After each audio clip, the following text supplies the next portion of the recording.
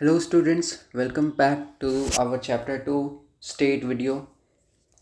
तो पिछली वीडियो में हमने स्टेट के डेफिनेशन देखी थी, उसके फीचर्स देखे थे, कैरेक्टरिस्टिक्स देखी थी, एलिमेंट्स देखा था और फिर हमने कॉन्ट्रैक्ट थ्योरी अभी स्टार्ट करनी थी हमें। इससे पहले हमने डिवाइन थ्योरी कर ली। ओके, सो स्टार्ट करते हैं अब सोशल कॉन्ट्रैक्ट थ्योरी।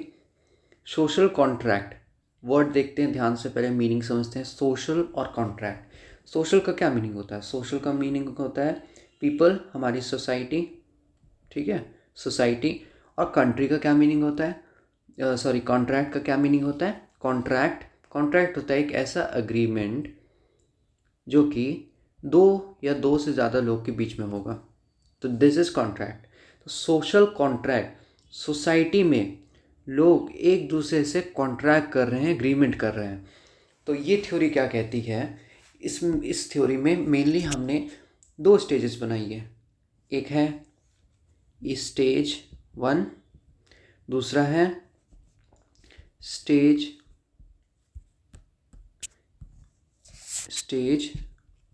2।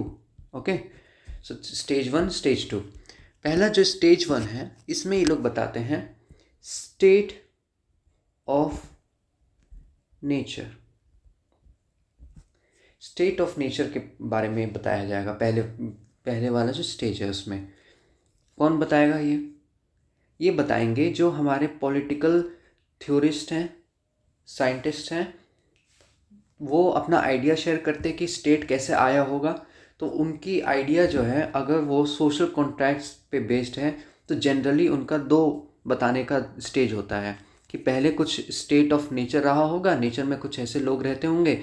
उसके बाद फिर आएगा सिविल सोसाइटी का स्टेज, जब हमारी सोसाइटी सिविलाइज्ड हो जाएगी। ओके, सिविलाइज्ड हो जाएगी, स्टेट आ जाएगा, गवर्नमेंट बन जाएगी, तो वो हो गई स्टेज 2। सारे पॉलिटिकल साइंटिस्ट जो सोशल कॉन्ट्रैक्ट बता रहे हैं उनमें ये कॉमनैलिटी है। तो स्टेट ऑफ नेचर में वो बताते हैं कि नेचर में कैसे लोग ह्यूमन रह रहे थे। फिर वो बताएंगे कुछ प्रॉब्लम होगा, और फिर उसका सॉल्यूशन क्या होगा? Civil society. तो ये देखते हैं, आप स्टार्ट करेंगे हम किससे? हम स्टार्ट करेंगे जॉन लॉक से, फिर हम देखेंगे थॉमस हॉब्स को, और उसके बाद लास्ट में हम जीन जैक रूसो को देखेंगे। स्टार्ट करते हैं। तो ये आते हैं हमारे जॉन लॉक। जॉन लॉक असली में एक इंग्लैंड के रहने वाले इंग्लिश पॉलिटिकल थिंकर थे। ओके, इन्होंने अपनी बुक लिखी थी, बुक का नाम था टू ट्रीटीज ऑन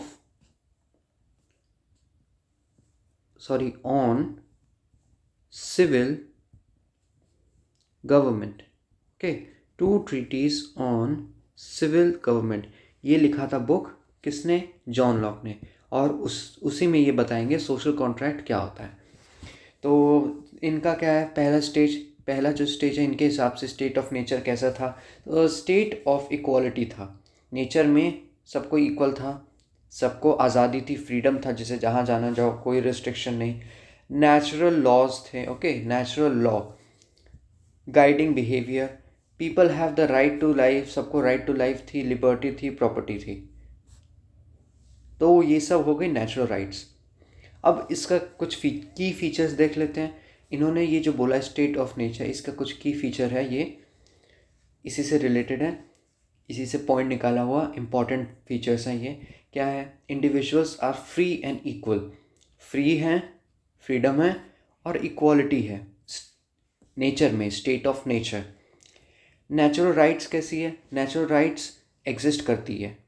किस किस राइट है? कौन कौन सी? Life, liberty, property, but without enforcement. कोई एनफोर्स करने की ज़रूरत नहीं है, अपने आप से सब कोई एंजॉय कर रहा है अपनी नेचुरल राइट। अब इसके बाद स्टार्ट होगा कॉन्फ्लिक्ट। कॉन्फ्लिक्ट ये होगा कि सब कोई अपने हिसाब से ये सब जो हमारे पास नेचुरल राइट्स हैं, नेचर के लॉज हैं, इसे समझेंगे, इंटरप्रेट करेंगे। ओके, इंटरप्रेट करेंगे, इंटरप्रेट, यानी कि वो क्या करेंगे? सब लोग अपने हिसाब से बोलेंगे कि जो हमारी नेचुरल राइट्स है उसका ये मतलब होता है, नेचुरल लॉज का इसका ये मतलब होता है।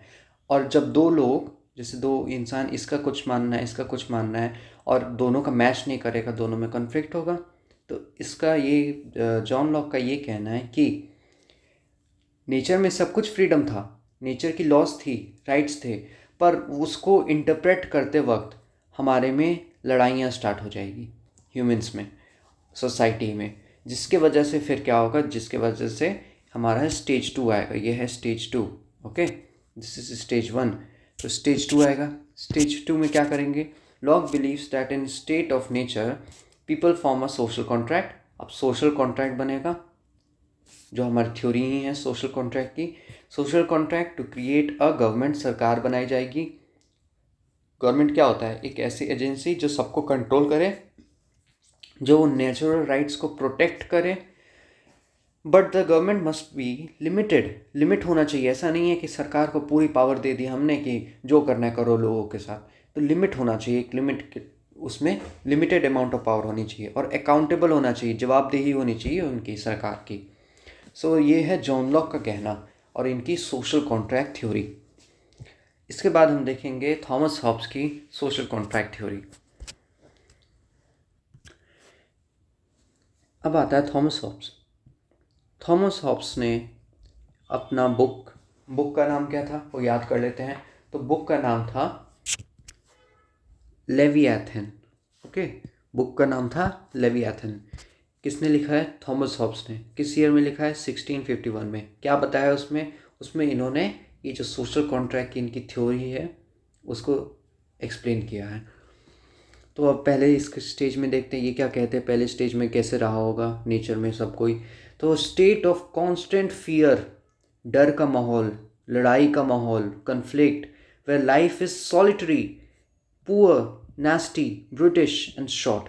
मतलब इनका ये कहना है कि नेचर में सब कोई बहुत ही बुरे कंडीशन में है, मार काट चल रही है। और इनका ये मानना था कि नेचर के जो लॉज होते हैं कि जो छीन लिया, जो छीनना है वो छीनो, जो छीन लिया वो ताकतवर है, वो अपने रिसोर्सेज बढ़ाएगा, उसका फ़ायदा, जिसे मारना है जिसे उसे मारो, जितना हड़प सकते हो उतना हड़पो। तो उस टाइप का सिचुएशन की ये बता रहे हैं अपने स्टेट ऑफ नेचर में।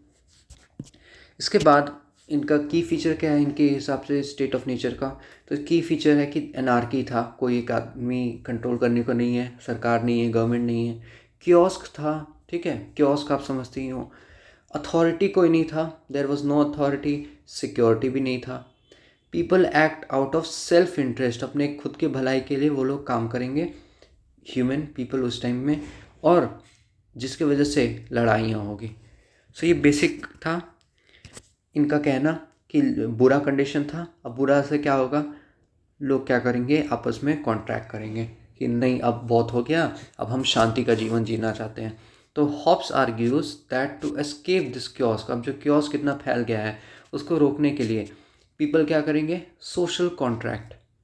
ठीक है, सोशल कॉन्ट्रैक्ट से क्या होगा, सोशल कॉन्ट्रैक्ट से वो अपनी जो कंट्रोल है वो किसी और के हाथ में थमा देंगे। कंट्रोल यानी पावरफुल सोवरेन बना देंगे उसको। एक इंसान को इलेक्ट करेंगे, जो भी जैसे भी चूज़ करेंगे, और उसको बोलेंगे तुम हो हेड हो, और तुम्हारा काम है सबको प्रोटेक्ट करना, सबको जो गलत करे उसे डांटना, पीस मेंटेन करना, ऑर्डर मेंटेन करना। सो ये है थॉमस हॉब्स की theory, negative to positive. Okay, इससे पहले जॉन लॉक ने कैसे बोला था? जॉन लॉक ने बोला पहले सब कुछ पॉजिटिव चल रहा था पहले, उसके बाद कुछ नेगेटिव होने लग गया कि सबको अपने हिसाब से लॉ समझने लगा, तो लड़ाई हो गई, फिर सबको ही स्टेट बनाया तो पॉजिटिव हो गया। अब चलते हैं थर्ड हमारे फिलोसोफर की तरफ। सो ये है हमारे third philosopher, Jean Jacques Rousseau या फिर जॉन जैक रूसो, जैसे अभी आप प्रोनाउंस करो उसे। तो ये कहाँ के रहने वाले थे? ये तो इनका जन्म हुआ था जिनेवा में, पर इनका मोस्ट ऑफ द लाइफ गुजरेगा फ्रांस के पेरिस में। ओके, तो आपने ये पढ़ा ही होगा अपने 9th क्लास के फर्स्ट चैप्टर में हिस्ट्री के, फ्रेंच रेवोल्यूशन, उसमें ये नाम था जॉन जैक रूसो का। तो वही अब इनके बारे में पढ़ते हैं। और एक ज़रूरी चीज़, इन्होंने किस बुक में लिखा है, क्या काम किया है जिसमें सोशल कॉन्ट्रैक्ट की जिक्र मिलता है। तो इनका वो काम था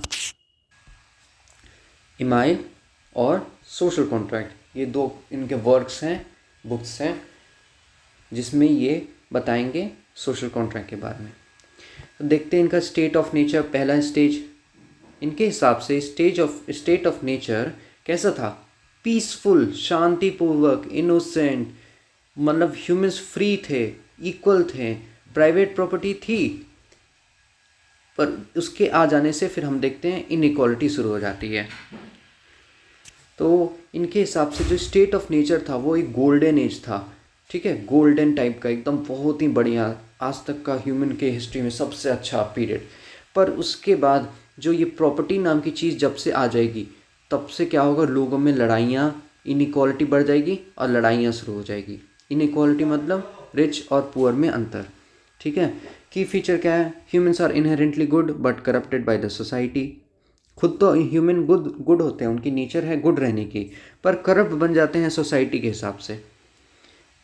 इक्वालिटी एंड फ्रीडम डोमिनेट्स, मतलब इक्वालिटी और फ्रीडम नेचर में डोमिनेट करता है, पर जब से प्राइवेट प्रॉपर्टी आ जाएगी तो रिच पुअर बन जाएंगे लोग। रिच, कुछ लोग के पास ज़्यादा प्रॉपर्टी होगा तो रिच, जिसके पास कम होगा वो पुअर।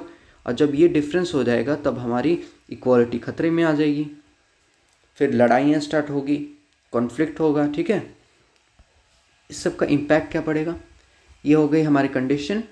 इम्पैक्ट ये पड़ेगा कि Rousseau argue that social contract is an agreement. अब सोशल कॉन्ट्रैक्ट लोग करेंगे आपस में एक agreement to create what? To create a collective general will. एक जनरल विल बनाएंगे आपस में, कॉमन विल, सारे लोग का मिल के जो मेन राय है, मेन मानना है, विल है, जिससे जो कि स्टेट अब बनेगा, तो वो अब सब लोग एक साथ मिल के करेंगे एग्रीमेंट के through. That ensures freedom and equality for all. Freedom आ जाएगा, इक्वालिटी आ जाएगी, overcoming the corruptions of society. मतलब कि स्टेट आ जाएगा, हमारी गवर्नमेंट बन जाएगी, और हमारे सोसाइटी में जो भी ये प्राइवेट प्रॉपर्टी से नुकसान हुआ है, करप्शन बढ़ा है, वो सब कंट्रोल में आ जाएगा। सो ये कहना था जीन जैक रूसो का। अब हम करेंगे एक कंपैरेटिव स्टडी। हम कंपेयर करेंगे तीनों को, हॉब्स को, लॉक को, रूसो को। इससे हमें डिटेल में सब कुछ समझ में आ जाएगा और डिफरेंसेस भी हमें याद हो जाएंगी। तो स्टार्ट करते हैं हमारा डिफ्रेंशिएशन। पहला किस बेसिस पे हम करें? पहला हम करेंगे उनके वर्क पे, क्या वर्क है उनका, क्या काम किया उन्होंने, क्या बुक लिखा है। तो किस बुक में जिक्र किया था सोशल कॉन्ट्रैक्ट का? हॉब्स ने किया था अपनी book Leviathan, okay, Leviathan, और किस ईयर में? 1651। वेरएज जॉन लॉक ने जिक्र किया था सोशल कॉन्ट्रैक्ट का in 2 treatises on civil government. किस ईयर में? इन 1690। तो जॉन लॉक ने 2 treatises on civil government book में सोशल कॉन्ट्रैक्ट थ्योरी को बताया है। जीन जैक रूसो ने किस बुक में किया था? तो इनका वर्क जो थे वो थे एक इमाइल और दूसरा सोशल कॉन्ट्रैक्ट, ओके। तो ये हो गए सबके वर्क्स। अब देखते हैं इनका नेक्स्ट डिफरेंस।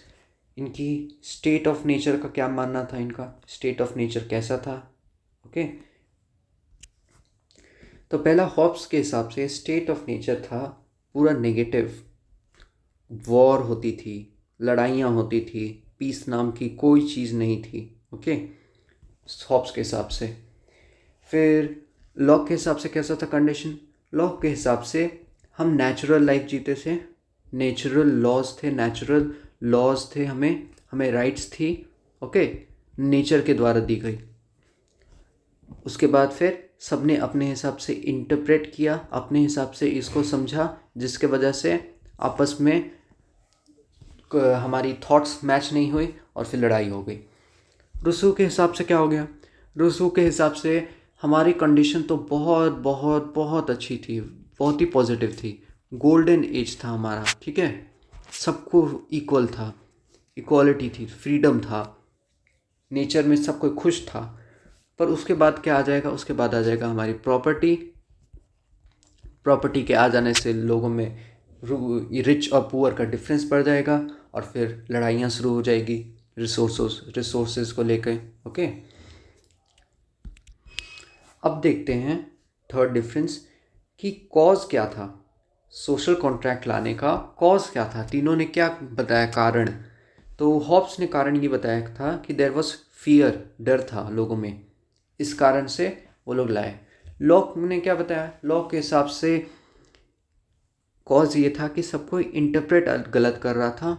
इंटरप्रेट गलत करने से एक मतलब इंटरप्रेट गलत नहीं था, मैच नहीं कर रहा था, दो आदमी का इंटरप्रिटेशन नेचुरल लॉ को लेकर मैच नहीं कर रहा था। मतलब अगर लॉ कहता है कि सब कोई बराबर है या फिर सबको बोलने की आज़ादी है, पर दो लोग उसको अपने अपने हिसाब से समझ रहे थे, जिसके वजह से उनकी जो थिंकिंग कैपेसिटी, थॉट्स हैं, वो मैच नहीं कर रहे थे और इस वजह से ह्यूमंस में आपस में लड़ाइयाँ शुरू हो जाएगी।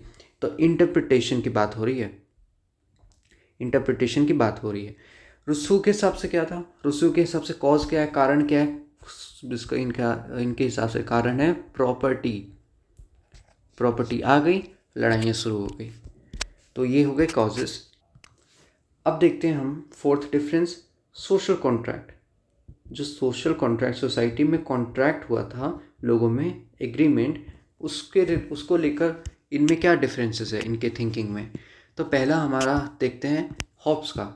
हॉब्स के हिसाब से देयर वाज वन कॉन्ट्रैक्ट, एक ही कॉन्ट्रैक्ट हुआ था, सोशल कॉन्ट्रैक्ट, जिसमें कि स्टेट भी आ गया प्लस हमारी गवर्नमेंट भी बन गई, सरकार भी बन गई कंट्रोल करने के लिए। लॉ के हिसाब से कितने कॉन्ट्रैक्ट हुए थे, लॉ के हिसाब से 2 कॉन्ट्रैक्ट हुए थे। पहले कॉन्ट्रैक्ट में सोशल कॉन्ट्रैक्ट हुआ, जिसमें कि हमारी सिविल सोसाइटी, स्टेट कहते हैं ना, जैसे सिविल सोसाइटी स्टेट आई, उसके बाद होगा गवर्नमेंट कॉन्ट्रैक्ट, जिसमें हमारी सरकार बनेगी कंट्रोल करने के लिए।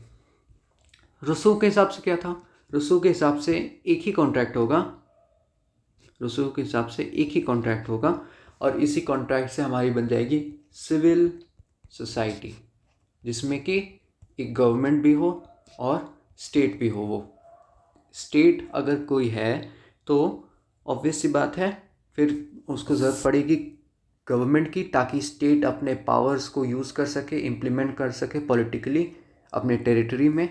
तो ये था कहना तीनों का।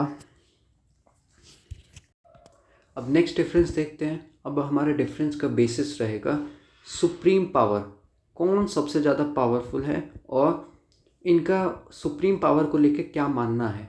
सुप्रीम पावर को ही सोवरेनिटी बोल सकते हैं। ओके, सो सुप्रीम पावर को लेके हॉब्स का ये मानना था कि ये जो सुप्रीम पावर है वो है एब्सोल्यूट। एब्सोल्यूट आप समझते हो, इनडिविजिबल, तोड़ नहीं सकते, एब्सोल्यूट है, इनएलिएनेबल है, जो इसने बोल दिया वो सब कोई मानेगा, इसके विरोध में नहीं जाना है किसी को विरोध में। ओके, लॉक का क्या मानना था, लॉक का ये मानना था कि जो सुप्रीम पावर है उसे हमें लिमिट में रखना चाहिए।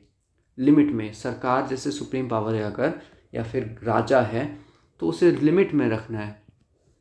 लिमिट में कैसे रख सकते हैं राजा को, मोनार्की को कैसे लिमिट में रखते हैं, आपने देखा था फ्रेंच रेवोल्यूशन में हम क्या करते हैं, हम कॉन्स्टिट्यूशन ला देते हैं, एक कॉन्स्टिट्यूशन बना देते हैं ताकि राजा का पावर कंट्रोल में रहे, और इसे ही हम कहते हैं कॉन्स्टिट्यूशनल मोनार्की।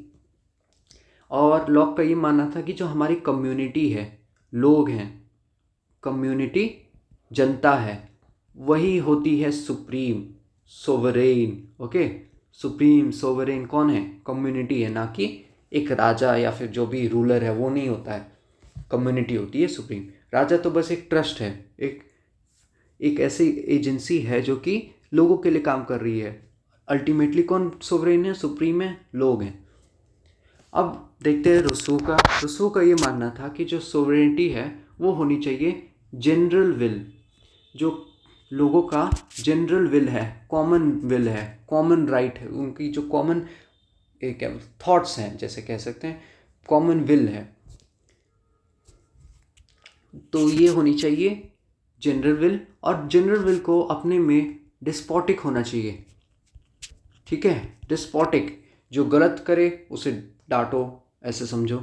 जो राइट्स ना माने अपना, उसे फोर्स करो ताकि वो अपना राइट को माने, अपने फ्रीडम को माने, एक्सेप्ट करे कि हाँ मैं फ्रीडम, मैं फ्री हूँ, मेरे पास ये राइट है, ठीक है। तो उस डिस्पोटिक हो थोड़ा सा, जो बोलते माने सब कोई। तो ये होता है सुप्रीम पावर सोवरेन को लेकर इनकी राय। नेक्स्ट डिफरेंस देखते हैं। अब नेक्स्ट डिफरेंस जो हमारा रहेगा वो रहेगा on the basis of importance. Importance, क्या फ़ायदा है, क्या इनका ज़रूरत है। हॉब्स क्यों स्पेशल है, कि क्या इनकी इम्पोर्टेंस है।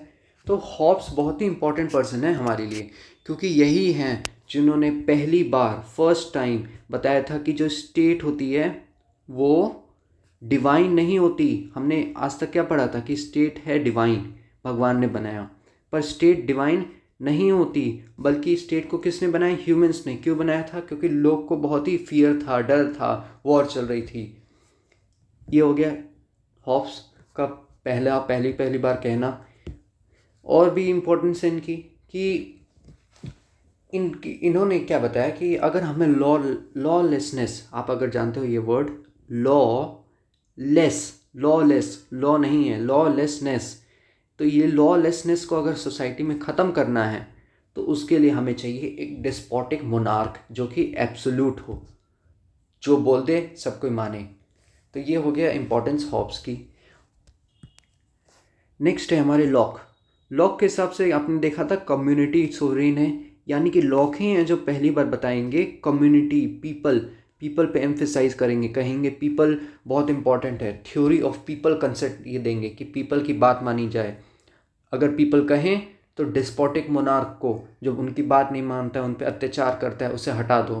तो ये सब आइडिया जो था वो लाएंगे जॉन लॉक, और इसी आइडिया से इंस्पायर होके अमेरिका में कॉन्स्टिट्यूशन बनाया जाएगा। तो इसीलिए इन्हें इम्पोर्टेंट माना गया है जॉन लॉक को, क्योंकि इनका ये पहले बार पीपल के रोल को, पीपल को इम्पोर्टेंस दे रहे हैं। ये वो पॉलिटिकल थिंकर हैं। अब आता है रूसो। रूसो का क्या मानना था। रूसो का मानना ये था, रूसो क्या थे, वो पूरी तरह के, अगर जैसे आपको याद हो, जैसे हमने फ्रेंच रेवोल्यूशन में पढ़ा था लुई 16 के टाइम पे, कि वो सोशल रेवोल्यूशन आएगा और सब कोई किंग का विरोध करेगा। किंग याद है ना आपको, किंग का विरोध कर रहे थे। तो रूसो भी इंस्पायर किए थे, आइडिया दिए थे कि जो किंग है उससे एब्सोल्यूट नहीं होना चाहिए, एब्सोल्यूट नहीं रहना चाहिए उसे, ठीक है। उन्होंने जस्टिफाई किया था कि अगर किंग एब्सोल्यूट है तो उसके खिलाफ क्या लाओ, रेवोल्यूशन लाओ। रेवोल्यूशन हमारा आएगा फ्रेंच रेवोल्यूशन जैसे कि, और रेवोल्यूशन लाके डायरेक्ट डेमोक्रेसी लाओ, ठीक है। ये बहुत बड़ा चीज़ इन्होंने कहा था, क्योंकि उस टाइम पे किंग का बहुत दबदबा था, किसी में इतनी हिम्मत नहीं थी कि ऐसा कह दे, और किसी को ऐसी आइडिया भी नहीं आई थी।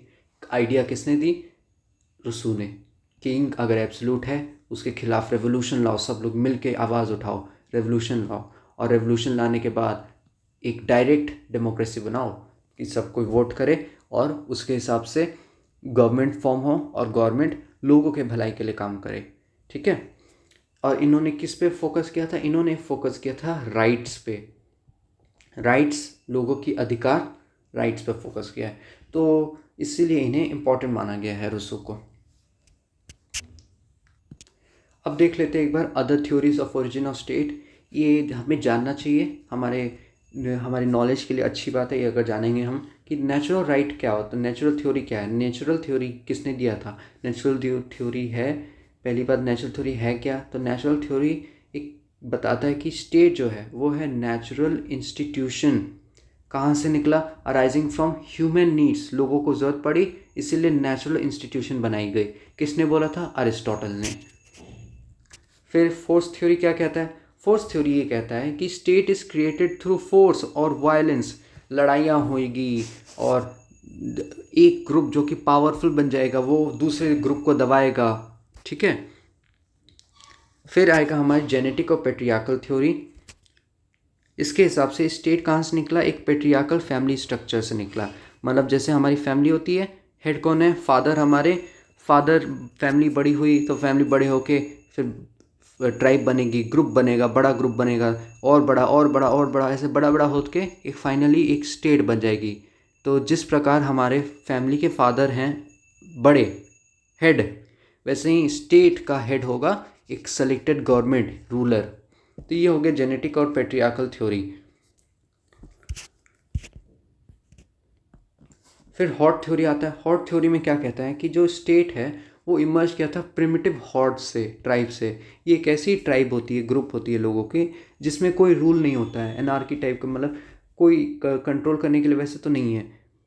और इस ग्रुप में थोड़ा सा ये डिसऑर्गेनाइज होता है, यहाँ पे मैरिटल रिलेशनशिप नहीं होती है, शादियाँ नहीं होती है। ओके, तो यहाँ पे एक लीडर सेलेक्ट होगा जो कि यूनाइट करेगा और कंट्रोल करेगा पूरे ग्रुप को।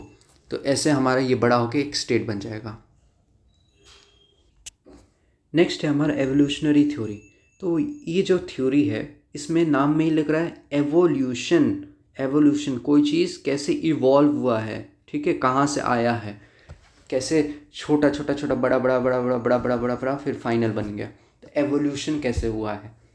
तो ये थ्योरी क्या कहता है, स्टेट कहाँ से आया? एक फैमिली ग्रुप था, फैमिली, छोटा सा फैमिली, फैमिली से थोड़ा सा ग्रुप बना, बड़ा हुआ, उसके बाद फिर वो एक क्लैन बना, क्लैन बड़ा होके बन गया ट्राइब, ट्राइब बड़ा होके क्या बनता है? ट्राइब बड़ा होके जैसे बन सकता है चीफडम। ओके, चीफडम, चीफडम हो सकता है बड़ा होके बन गया हो किंगडम। किंगडम समझते हो आप, राज्य बन गया। फिर किंगडम और बड़ा होके क्या बनता है? एम्पर, एम्पायर। तो ये हो गई एवोल्यूशन। कैसे कैसे हिस्ट्री के हिसाब से हमें जानने को मिलता है, छोटे से बड़ा बड़ा बड़ा होते गया और फिर हमारी एवोल्यूशन हो गई। तो इससे क्या हुआ, फाइनली हमारी स्टेट इवॉल्व हो गई, स्टेट बन गई। ठीक है। मार्क्सिस्ट थ्योरी, मार्क्सिस्ट थ्योरी का ये मानना था कि जो स्टेट है वो ऐसा चीज़ है जो कि तब बना जब क्लासेस में आपस में लड़ाइयाँ चली। ओके, मतलब कि जो पावरफुल क्लास है, जो रिच हैं, वो स्टेट को बनाएंगे ताकि वो पुअर पे, वर्किंग क्लास पे अपना कंट्रोल कर सकें, दबदबा बनाए रख सकें और पुअर्स को रेगुलेट करें अपने पावर से। तो ये है स्टेट को लेके मार्क्स का राय, मार्क्सिस्ट थ्योरी। ठीक है, तो वो हो गया हमारा। अब हम देखेंगे फंक्शंस, फंक्शंस देखेंगे। तो हमारी theory of origin of state ख़त्म होती है। अब हम चलते हैं नेक्स्ट पार्ट की तरफ, फंक्शन। अब आपसे पूछा जाएगा कि स्टेट के फंक्शन क्या होते हैं, तो आप आसानी से बता सकते हो। अब जो जनरली आप देखते हैं, न्यूज़ में देखें या आप अपने आसपास देखते हैं, स्टेट का क्या फंक्शन होता है? Legislature function. लेजिस्लेचर फंक्शन क्या होता है कि रूल को बनाना। एग्जीक्यूटिव फंक्शन, ये बनाएगा रूल, रूल को मेक करना, फॉर्म करना। ओके, लेजिस्लेटिव फंक्शन के बाद आएगा एग्जीक्यूटिव फंक्शन। अब रूल बन गया, अब क्या करें उस रूल का? बनने के बाद पेपर पे लिख दिया हमने रूल, फिर क्या करें पेपर का? उसको लागू करेंगे, इम्प्लीमेंट करेंगे। ओके, इम्प्लीमेंट करेंगे पूरे देश में। इम्प्लीमेंट कौन करेगा? इम्प्लीमेंट करने के लिए स्टेट की एजेंसी होती है, जैसे कि पुलिस हो गई। ओके, पुलिस हो गई, फिर हमारे आईएएस ऑफिसर्स हो गए, डीएम्स हो गए, तो वो सब एग्जीक्यूटिव फंक्शन में आते हैं। जुडिशियल फंक्शन, जुडिशियल फंक्शन क्या होता है कि जब हमारे में कॉन्फ्लिक्ट हो, कॉन्फ्लिक्ट, लड़ाइयाँ हो, केसेस फाइल हो, तो वो कहाँ पे रिजॉल्व होगी? वो होगी जुडिशियल, जुडिशरी यानी कि कोर्ट्स में। और क्या होता है जुडिशियल फंक्शन कि जुडिशरी इसको और इसको देखते रहता है कि ये दोनों अपने लिमिट में काम तो कर रहे हैं ना, ऐसा तो नहीं है ये लिमिट से निकल के बाहर काम कर रहे हैं। फिर आएगा defence function and security function. Defence क्या हो गया? देश की रक्षा बाहरी शक्ति से, बाहरी देशों से, नेबरिंग कंट्रीज से। नेबरिंग हमारे जो नेबर्स हैं वो हम पे अटैक कर दिए, मान लो वॉर छिड़ गया, तो कौन बचाएगा हमें? कि कौन आएगा हमारी रक्षा करने? वो आएगा हमारा डिफेंस, सिक्योरिटी। ठीक है, तो ये हो गई 4 फंक्शंस। इसके अलावा और भी हमारे फंक्शंस हैं, जैसे इकोनॉमिक फंक्शन हो सकता है कि इकोनॉमी, देश चलना है, अगर स्टेट चलना है तो उसको एक इकोनॉमिक फंक्शन करना पड़ेगा, अपनी इकोनॉमी को मेंटेन करके रखना पड़ेगा ताकि लोग आसानी से जीवन जिए। उनके लिए महंगाई ना बढ़ जाए ज़्यादा कि उनको स्टेट को छोड़ के जाना पड़े, तो इकोनॉमिक फंक्शन करना पड़ेगा। सोशल वेलफेयर फंक्शन, लोगों की भलाई के लिए काम करो। जैसे योजना नहीं आती, हमारी योजनाएं आती हैं और स्कीम्स बनते हैं, तो वो सब सोशल वेलफेयर हो गया। Foreign affair function, foreign affair, अगर हम इंडिया अगर मान लो बाकी सब देशों से रिलेशन अच्छे नहीं रखेगा तो ट्रेड कैसे होगा, ग्रोथ कैसे होगा, कोई कंट्री हमारा हेल्प कैसे करेगी जब हमें ज़रूरत पड़ेगी। ओके, तो ये होता है foreign relation, foreign affairs. Diplomacy के थ्रू, हम बातचीत के थ्रू प्रॉब्लम्स को सॉल्व करेंगे। नेक्स्ट है cultural and ideological function. Culture ही तो कहते हैं, कल्चर के बिना ह्यूमन नहीं रह जाएंगे, एनिमल बन जाएंगे। ठीक है, कल्चर एक हमारा है। हमारी एक आइडियोलॉजिकल फंक्शन है, आइडियोलॉजी है हमारी, तो वो सबको मेंटेन करके रखना, उनकी सुरक्षा करना, उनको रेगुलेट करना, वो सब का काम किसका है, स्टेट का है। ओके, इसके बाद हम चलते हैं नेक्स्ट टॉपिक पे। अब देखते हैं हम वेलफेयर स्टेट। वेलफेयर स्टेट क्या होता है, ये हमारी सेकेंड लास्ट टॉपिक है। Okay, welfare state is a government system. देखो, वेलफेयर जो स्टेट, दो वर्ड्स बना है, वेलफेयर और स्टेट। वेलफेयर का मीनिंग आप समझते हैं, लोगों की भलाई, लोगों के भलाई के काम। वेलफेयर स्टेट, स्टेट आपने पढ़ी लिया क्या है स्टेट। तो welfare state is a government system in which state assumes the responsibility of well being. अब ये एक ऐसा स्टेट है जिसमें जो सरकार है, गवर्नमेंट की सिस्टम है, उसको पूरी रिस्पॉन्सिबिलिटी लेती है, किसकी, लोगों के वेलबींग की। ओके, तो वो क्या करते हैं, रिस्पॉन्सिबिलिटी लेते हैं, तो क्या कर रहे हैं, वो क्या करते हैं, वो क्या करते हैं, एजुकेशन प्रोवाइड करते हैं, हाउस अनएम्प्लॉयमेंट से बचाते हैं, सोशल सिक्योरिटी मेंटेन करते हैं। ओके, वो क्या करते हैं, इनइक्वालिटी को कम करते हैं। इनइक्वालिटी आप समझते हो, रिच पुअर में डिफरेंसेस। ओके, इकोनॉमिक इनइक्वालिटी कम करेंगे, मिनिमम स्टैंडर्ड बना के रखेंगे देश में ताकि सब लोग अच्छा जीवन जिए। प्रोटेक्ट करेंगे किससे, इकोनॉमिक रिस्क से, सोशल रिस्क के। वेलफेयर स्टेट और क्या करेगा, वो पॉलिसीज़ लाएगा ताकि जो हमारे वल्नरेबल पॉपुलेशन है, वल्नरेबल जिनको सबसे ज़्यादा खतरा है, जो बुरी स्थिति में जाने के सबसे ज़्यादा उनको चांसेस है, तो वल्नरेबल पॉपुलेशन की रक्षा, मदद, उनका प्रॉब्लम को कम करना कौन करेगा, स्टेट करेगा। अब इससे हम क्या देखते हैं कि हमारी जो सोसाइटी है उसमें नेगेटिव इम्पैक्ट भी पड़ता है। पॉजिटिव तो पड़ रहा है, पॉजिटिव है, कोई नो डाउट पॉजिटिव है, पर नेगेटिव भी इम्पैक्ट पड़ रहा है। नेगेटिव ये इम्पैक्ट पड़ रहा है कि जो हमारे पीपल हैं वो बहुत ज़्यादा डिपेंडेंट हो जा रहे हैं। डिपेंडेंट आप समझते हो, किस पे डिपेंडेंट हो रहे हैं, वो डिपेंडेंट हो जा रहे हैं हमारे गवर्नमेंट पे, सरकार पे। वो नया कुछ काम खुद से नहीं अब सोचेंगे, वो हर चीज़ करने से पहले सोचेंगे अरे सरकार तो है ही, सरकार मदद करेगी। तो खुद से इंडिपेंडेंट नहीं हो रहे, आज़ाद नहीं है, वो पूरे डिपेंडेंट हो जा रहे हैं अपने स्टेट पे, अपने गवर्नमेंट्स पे। और एक नेगेटिव कहते हैं इससे, इसकी क्रिटिसिज्म जैसे कह सकते हैं कि अगर सरकार ही सब काम करेगी तो सरकार के पास पैसा ही नहीं बचेगा बाकी सब काम करने को, या फिर पैसा की कमी पड़ जाएगी। तो इसलिए वेलफेयर स्टेट के बाद अब नया कॉन्सेप्ट लाया जाएगा, वो है मॉडर्न स्टेट। देखते हैं मॉडर्न स्टेट क्या होता है। तो मॉडर्न स्टेट आप देख लो, यहाँ पे लिखा है मॉडर्न स्टेट एक ऐसे पॉलिटिकल एंटिटी है जिसकी खुद की टेरिटरी है। ओके, जिसमें सेंट्रलाइज्ड गवर्नमेंट है, जिसमें सोवरेनिटी है, लीगल सिस्टम है, और उनके सिटीजन्स को गवर्न करने के लिए ये सब कुछ है। और ये किस प्रिंसिपल पे काम करते हैं, क्या यहाँ पे डिक्टेटरशिप चलता है, नहीं, यहाँ पे डेमोक्रेसी चलता है। किस पे फोकस रहेगा, जब डेमोक्रेसी रहेगा, पीपल पे। ओके, ह्यूमन पे हमारा फोकस है, सिटीजन्स पे, उनकी राइट्स पे, रूल ऑफ लॉ पे, सोशल और इकोनॉमिक वेलफेयर पे। ठीक है, modern state also engage in global relation and regulates economy, ensures security, social services for people.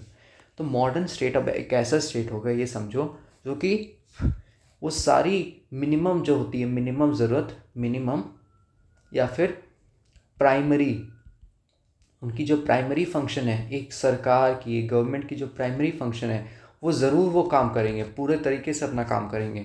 और अगर उनके पास जैसे रिसोर्सेज बच रहा है, पैसा बच रहा है, तो फिर लोगों के भलाई के लिए भी काम करेंगे।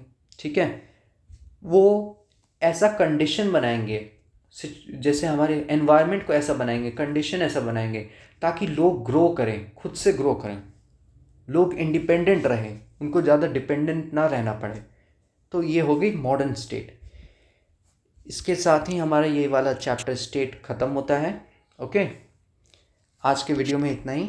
अब हम नेक्स्ट वीडियो देखेंगे, नेक्स्ट चैप्टर पढ़ेंगे। I hope you like the video. और इस चैप्टर के जैसे इंपॉर्टेंट क्वेश्चन हुए या फिर जो भी रिलेटेड स्टडी मटेरियल है वो आपको ऐप पे मिल जाएगा, तो ऐप पे आप जाके चेक कर सकते हैं। Thank you so much for watching.